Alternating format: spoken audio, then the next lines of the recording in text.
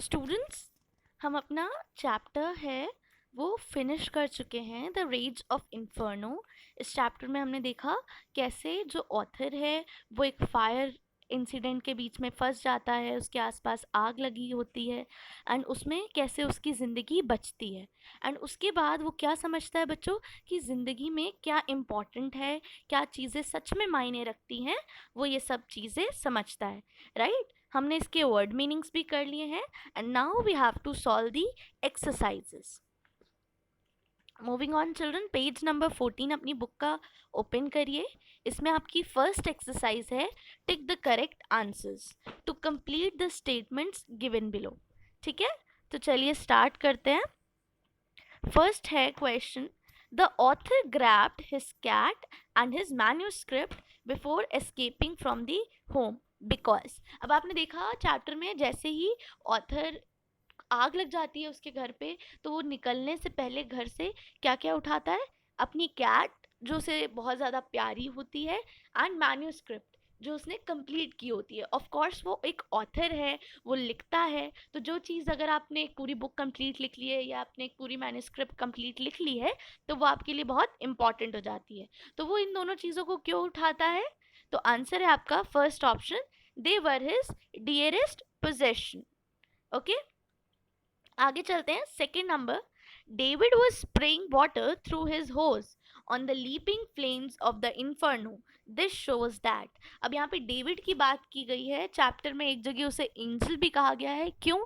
क्योंकि वो एक वाटर कंपनी में काम करता था, अपना वाटर का ट्रक वो वहां से ले जा रहा था, बट वो देखता है कि रास्ते में ऐसे आग लग जाती है। वो बहुत ईजिली बच्चों खुद को केवल बचा सकता था, बट वो ऐसा नहीं करता। वो क्या करता है? वो दूसरों की हेल्प करने की कोशिश करता है ना। उसने अपने होश से वो बड़े आराम से खुद को बचा सकता था, उसने दूसरों की हेल्प की। तो हम इसमें से कौन सा ऑप्शन टिक करेंगे?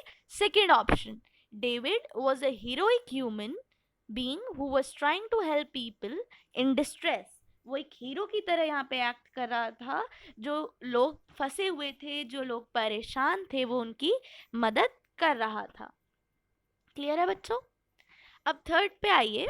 Third is the author coated a 17th century Japanese poet in his manuscript। उसने अपनी मैन्यूस्क्रिप्ट में क्या कोट किया था बच्चों? आपको याद हो कि वो कहता है, My house is burned down, I can now see better the rising moon। ये एक पोएट थे, जापानीज पोएट मासा हाइड, उनकी ये कोटेशन है।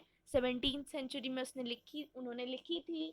ये पोएट ने अपनी मैन्यूस्क्रिप्ट में ऐड की थी। इसे वो यूज़ भी करता है। इससे हमें क्या पता चलता है?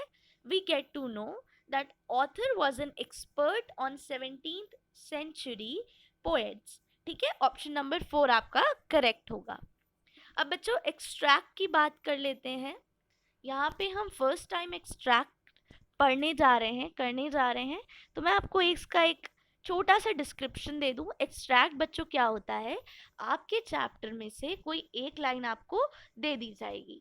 अब आपको समझना होगा कि वो लाइन कब की बारे में, मतलब वो लाइन में जो बोला जा रहा है वो कब बोला जा रहा है, किसने बोला है, किससे बोला है, एंड वो पूरी कंडीशन आपको पता होनी चाहिए। जैसे इसमें आपका फर्स्ट एक्सट्रैक्ट है, it may get worse friends, मतलब ये और बुरा हो सकता है दोस्तों। तो आप अपने पेज नंबर 10 पे जाइए बच्चों। पेज नंबर 10 पे सेकेंड लास्ट पैराग्राफ, ठीक है, उसमें अगर आप फोर्थ लाइन देखोगे तो इसमें लिखा है, it may get worse friends, Kirk wand, we already knew it in our hearts. तो ये लाइन किसने बोली है बच्चों? किर्क ने बोली है, और उसने क्या बोला है कि चीज़ें और बदतर हो सकती हैं। यहाँ आपके आंसर्स हैं, अपनी बुक से क्वेश्चंस देखिए, उनके आंसर्स मैच करिए। ये किसने बोला है, किससे बोला है? तो कर्क ने ऑथर से बोला है और दूसरे दोस्तों से बोला है। और क्या वर्स हो जाता? जो फायर, जो आग वहां लगी हुई थी, वो वर्स हो जाती। राइट, क्या वर्स हो जाता? वर्स मतलब होता है बदतर। तो कर्क उन सबको वार्न करता है कि दोस्तों ये जो आग लग रखी है, ये कंडीशन और बुरी हो सकती है ना। तो यहाँ पे मैंने ब्लेजिंग इन्फर्नो वर्ड यूज किया है। ब्लेजिंग इन्फर्नो का मतलब आप समझ सकते हैं, हमारे चैप्टर का नाम ही है the rage of inferno. Inferno मतलब आग। तो ब्लेजिंग इन्फर्नो मतलब जलती हुई आग की लपटों से यहाँ मेरा मतलब है। आपको अगर ये वर्ड डिफिकल्ट लग रहा हो तो आप फायर भी यूज कर सकते हो। थर्ड क्वेश्चन है, इस लाइन के थ्रू आप जो बोल रहा है स्पीकर उसके बारे में क्या पता लगा सकते हो। अब ऑफ कोर्स वो बोलता है कि चीज़ें और बुरी हो सकती हैं, तो इससे हमें एक चीज़ तो ये पता चलती है कि वो रियलिस्टिक है, वो प्रैक्टिकल है। एंड एक चीज़ और आप देख सकते हो, वो पेसिमिस्टिक है। पेसिमिस्टिक कौन होता है? जो चीज़ों की नेगेटिव साइड को देखता है। यहाँ पे वो ये भी कह सकता था कि दोस्तों उन लोगों की हिम्मत बांधता, उनको ये भी कह सकता था कि चीज़ें बेहतर हो सकती हैं, पर उसने कहा कि और बदतर हो जाएंगी। So this was your first extract.